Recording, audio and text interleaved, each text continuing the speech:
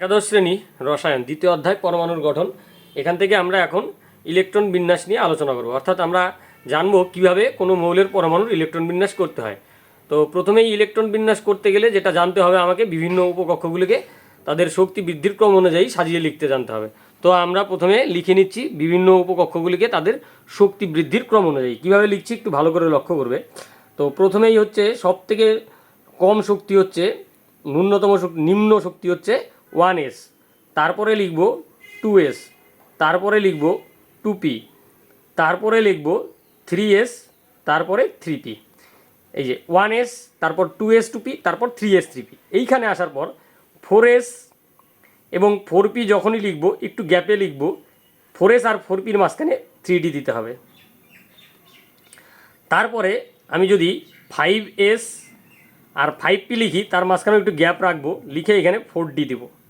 তাহলে আমি এখানে কি করলাম, 4s আর 4pর মাঝখানে 3d লিখলাম, অর্থাৎ এই 4s আর 4pর ক্ষেত্রে কোয়ান্টাম নাম্বার হচ্ছে 4, তার থেকে এক কোয়ান্টাম নাম্বার হচ্ছে 3 এবং তার সঙ্গে d, 3d। তাহলে 4s আর 4pর মাঝখানে 3d। একইভাবে 5s আর 5pর মাঝখানে হচ্ছে 4d। এবার 6s আর 6pকে আরেকটু দূরে লিখব, লিখে 6s আর 6p এর মধ্যে আসবে অবশ্যই 5d এবং তার আগে আসবে 4f। তাহলে 6s আর 6pর মাঝখানে আসবে 4f 5d, অর্থাৎ 6-এর থেকে এক কম কোয়ান্টাম নাম্বারওয়ালা 5d এবং তার থেকেও এক কম কোয়ান্টাম নাম্বারওয়ালা 4f। এবার আমরা লিখব 7s 7p, এর মাঝখানে আসবে আমার কি, প্রথমে আসবে 6d, তার আগে আসবে হচ্ছে 5f। তো এই হচ্ছে বিভিন্ন উপশক্তিগুলো, যাদেরকে আমি শক্তি বৃদ্ধির ক্রম অনুযায়ী সাজিয়ে লিখে ফেললাম। তাহলে সর্বমোট কী হলো, 1s 2s 2p 3s 3p 4s 3d 4p 5s 4d, তারপর 5p 6s 4f 5d 6p 7s 5f 6d 7p। এবার এটাকে কিন্তু আমরা n+l যে নিয়ম আছে সেই নিয়ম অনুযায়ীও আমরা লিখতে পারি, বৃদ্ধির ক্রম অনুযায়ী। তো যাই হোক, যেভাবেই হোক আমাদের কিন্তু এই উপশক্তি স্তরগুলো যে আছে, উপকক্ষগুলি আছে, তাদেরকে শক্তি বৃদ্ধির ক্রম অনুযায়ী এভাবে সাজিয়ে লিখতে জানতে হবে। এরপরে যেটা জানতে হবে সেটা হচ্ছে যে একটি উপশক্তি স্তরে বা উপকক্ষে কতগুলি ইলেকট্রন থাকতে পারে। যেমন যখনই আমরা উপকক্ষের মধ্যে এস দেখতে পাবো, সেখানে দুটি ইলেকট্রন থাকতে পারে। যদি পি দেখি তাহলে সেখানে সবচেয়ে বেশি 6টি ইলেকট্রন থাকতে পারে। যদি ডি দেখি তাহলে সেখানে সবচেয়ে বেশি 10টি ইলেকট্রন থাকতে পারে। এবং যদি এফ দেখি তাহলে সেখানে সবচেয়ে বেশি 14টি ইলেকট্রন থাকতে পারে। তাহলে কি বললাম, যদি এস উপকক্ষ হয় তাহলে সেখানে সবচেয়ে বেশি 2টি ইলেকট্রন থাকতে পারে। যদি পি উপকক্ষ হয় তাহলে সেখানে সবচেয়ে বেশি 6টি ইলেকট্রন থাকতে পারে। যদি ডি উপকক্ষ হয় তাহলে সেখানে সবচেয়ে বেশি 10টি ইলেকট্রন থাকতে পারে। এবং যদি এফ উপকক্ষ হয় তাহলে সেখানে সবচেয়ে বেশি 14টি ইলেকট্রন থাকতে পারে। তাহলে এস 1s হলেও 2টি, 2s হলেও 2টি, 3s হলেও 2টি, এস হলেই 2টি। সেই রকম একই রকম 2p হলেও 6টি, 3p হলেও 6টি, 4p হলেও 6টি। একই কথা 4d 5d 6dর ক্ষেত্রেও প্রযোজ্য, একই কথা 4f 5fএর ক্ষেত্রে প্রযোজ্য। অর্থাৎ এফ হলেই 14, ডি হলেই 10, তার আগে যে মুখ্য কোয়ান্টাম সংখ্যাই থাকুক না কেন। তো এটা হচ্ছে বেসিক কথা, যেগুলো আমাকে জানতে হবে। এইবার আমি একটি পরমাণু নিচ্ছি, সেই পরমাণুর উদাহরণ দিয়ে বোঝার চেষ্টা করছি আমরা কি করে এই উপকক্ষগুলিতে ইলেকট্রন দিয়ে পূর্ণ করব বা ইলেকট্রন বিন্যাস করব। তো আমি প্রথমে নিয়ে নিচ্ছি একটি পরমাণুর উদাহরণ, সেটা হচ্ছে Fe26। এবার Fe যে পরমাণু আছে তার পরমাণু ক্রমাঙ্ক হচ্ছে 26, অর্থাৎ নিউক্লিয়াসে প্রোটন আছে 26টি। যদি 26টি প্রোটন থাকে তাহলে ইলেকট্রনও 26টি আছে। এবার এই 26টি ইলেকট্রন এই উপশক্তি স্তরগুলোতে বা উপকক্ষগুলিতে কিভাবে বিন্যস্ত হয়ে থাকবে সেটা আমরা একটু দেখার চেষ্টা করব। কি করব, এখন আমরা ইলেকট্রন বিন্যাস করছি। তাহলে 1s এতে 2টি, 2s তাতে 2টি, 2p6-এ 6টি থাকবে, 3s-এ 2টি থাকবে, 3p-তে 6টি থাকবে। এবার আমরা দেখে নিই কতগুলো ইলেকট্রন হলো, 2 4 6 4 10, 10 2 12, 12 6 18, এখনও আমার 26 হয়নি। তারপরে আছে কি 4s, 4s-এ থাকবে 2টি ইলেকট্রন, এবার 20টি হয়ে গেল, এখন আমার 26 হতে 3d6। ঠিক আছে, তাহলে কিন্তু আমার Fe পরমাণুতে যে 26টি ইলেকট্রন রয়েছে তা কিন্তু এইভাবে পূর্ণ হয়ে যাবে। এবার পূর্ণ করার ক্ষেত্রে, ইলেকট্রন পূর্ণ করার ক্ষেত্রে একটি উপশক্তি স্তর সম্পূর্ণরূপে পূর্ণ হবে, তারপরেই কিন্তু আমাকে দ্বিতীয় উপশক্তি স্তরে ইলেকট্রন ঢোকাতে হবে।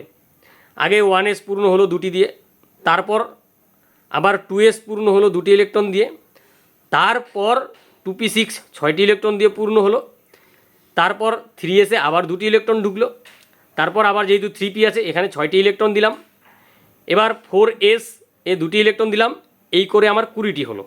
এবার 3d-তে কিন্তু সবচেয়ে বেশি 10টি থাকতে পারে, সেটা আমি আগেই বলেছি। এবার এখানে তো আর 10টি ইলেকট্রন আমার লাগছে না, আমার আছেই এখানে 26টি ইলেকট্রন, তাহলে এই পর্যন্ত 20টি হয়ে গেল। তাহলে ডিতে 10টি থাকতে পারে, কিন্তু আমার তো আছে 6টি ইলেকট্রন, তাই এখানে 3d6 দিলাম। এইবার আমরা আরেকটি উদাহরণ নিব, সেখানে একটা ব্যতিক্রমী ঘটনা আমরা লক্ষ্য করব। যাই হোক, আমরা উদাহরণটা নিচ্ছি, সেটা হচ্ছে ক্রোমিয়াম 24। ক্রোমিয়াম 24, তাহলে আমরা কি করব, ইলেকট্রন বিন্যাস করি। 1s2, 2s2, 2p6, 3s2, 3p6, 4s2, এই পর্যন্ত যদি করি তাহলে 20টি পূর্ণ হলো। এইবারে যদি আমার আর 4টি ইলেকট্রন এখনও আছে, তাহলে আমি আমার সাধারণ নিয়ম অনুযায়ী 3d4 লিখব, কিন্তু এটি করলে কিন্তু এই ক্ষেত্রে ভুল হবে। যদিও সাধারণ নিয়ম হচ্ছে একটি করে ইলেকট্রন, মানে একটি করে উপকক্ষ ইলেকট্রন দ্বারা সম্পূর্ণ পূর্ণ হবে, তারপরেই আমরা পরবর্তী উপকক্ষে প্রবেশ করতে পারি। কিন্তু যখন এরকম সম্ভাবনা আসবে যে উপশক্তি স্তরটি অর্ধপূর্ণ হচ্ছে বা সম্পূর্ণরূপে পূর্ণ হচ্ছে, সেখানে আমাদের কিন্তু এই সাধারণ নিয়মের একটু ব্যতিক্রমী ঘটনা ঘটতে পারে। যেমন এই ক্ষেত্রেই আমরা যদি 4s মানে হচ্ছে একটি 4s-এ একটি কক্ষক থাকে, এই যে আর আঁকলাম একটি কক্ষক, আর 3d-তে 5টি কক্ষক থাকে, 1 2 3 4 5। তাহলে এই অনুযায়ী যদি ইলেকট্রন বিন্যাসটা হয়, তাহলে এই ঘরে 2টি ইলেকট্রন এইভাবে থাকবে, আর এখানে 4টি ইলেকট্রন।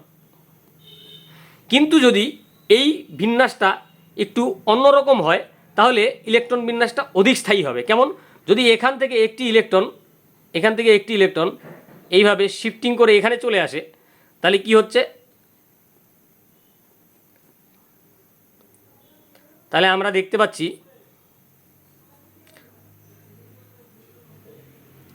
এখানে একটি ইলেকট্রন, একটি একটি একটি একটি একটি, এই হলো 4s-এ হলো একটি ইলেকট্রন, আর 3d-তে হলো 5টি ইলেকট্রন, 4s1 3d5 হলে কিন্তু তবু আমার 24টি হচ্ছে, কিন্তু এই রকম বিন্যাসের থেকে এই রকম বিন্যাস অধিক স্থায়ী।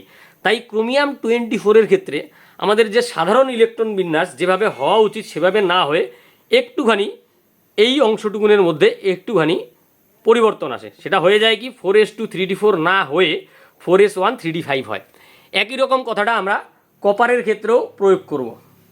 কপার 29, এবার এই ক্ষেত্রে ইলেকট্রন বিন্যাস 1s2 2s2 2p6 3s2 3p6। এবার যদি আমরা এরকম করি 4s2 3d9, তাহলে আমার 29 হয়ে যাচ্ছে। কিন্তু এই ইলেকট্রন বিন্যাসের থেকে যদি আমরা 4s1 করি এবং 3d10 করি, তাহলে কি হবে, এস উপকক্ষ অর্ধপূর্ণ এবং ডি উপকক্ষ সম্পূর্ণরূপে পূর্ণ। আর এখানে কি ছিল, এস উপকক্ষ অর্ধপূর্ণ আর ডি উপকক্ষ কি হচ্ছে, সম্পূর্ণ অর্ধপূর্ণ, দুটি অর্ধপূর্ণ। আর এই অবস্থায় যখন ছিল কি ছিল, এটা ছিল সম্পূর্ণপূর্ণ, কিন্তু এটা ছিল অর্ধপূর্ণ। তো ইলেকট্রন বিন্যাসের ক্ষেত্রে যদি অর্ধপূর্ণ হয় অথবা সম্পূর্ণরূপে পূর্ণ হয়, সেই বিন্যাসটা অধিক স্থায়ী। তাহলে এরকম যখন করলাম দুটি অর্ধপূর্ণ মানে দুটি স্থায়ী, কিন্তু এই ক্ষেত্রে কিন্তু এইটা স্থায়ী ছিল, কিন্তু এই জায়গাটা স্থায়ী ছিল না। সেজন্য আগের টির ক্ষেত্রে মানে ক্রোমিয়াম 24-এর ক্ষেত্রে এরকম বিন্যাস হলো। আর আমি যদি এই ক্ষেত্রে লক্ষ্য করি, তাহলে 4s-এ 2টি আর 3d-তে 9টি, মানে 1 2 3 4 5, মানে এরকম হবে ব্যাপারটা, এরকম দুটি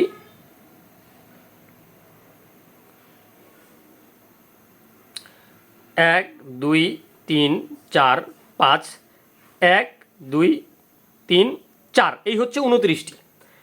এই করে 29টি হয়ে গেল।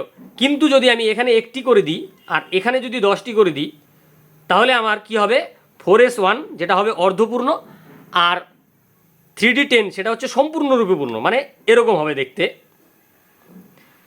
এরকম।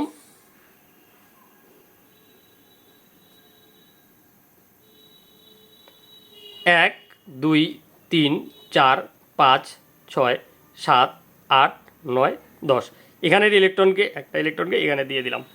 তাহলে এই রকম বিন্যাসের থেকে এই বিন্যাসটা অধিক স্থায়ী। কারণ কি, এখানে একটি ছিল সম্পূর্ণরূপে পূর্ণ মানে স্থায়ী, আর এটি ছিল আংশিক পূর্ণ, না অর্ধপূর্ণ না সম্পূর্ণরূপে পূর্ণ, তাই জন্য এটা অস্থায়ী।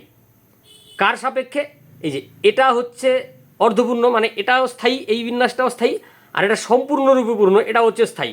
তাই এই রকম বিন্যাস না হয়ে শেষ দুটি উপকক্ষ এইরকমভাবে বিন্যস্ত থাকে। তো ক্রোমিয়াম আর কপারের ক্ষেত্রে এরকম ব্যতিক্রমী ঘটনা ঘটে ইলেকট্রন বিন্যাসের ক্ষেত্রে, এটা একটু মাথায় রাখতে হবে। তাহলে এফিয়ার ইলেকট্রন বিন্যাস যেমন হওয়ার কথা ছিল তেমনভাবেই করব, কিন্তু ক্রোমিয়ামের ইলেকট্রন বিন্যাসের করার ক্ষেত্রে আমরা 4s2 3d4 না লিখে 4s1 3d5 লিখবো, আগের টুকুন সেমই থাকবে। কপার 29-এর ক্ষেত্রে এই যে 3p6 পর্যন্ত লিখবই, তারপরে 4s2 3d9 না লিখে আমরা লিখবো 4s1 3d10, মানে এটা লিখবো না, এটা হচ্ছে রাইট, আর এটা লিখবো না, এটা হচ্ছে রাইট। এই ছিল ইলেকট্রন বিন্যাস করার নিয়ম। ধন্যবাদ।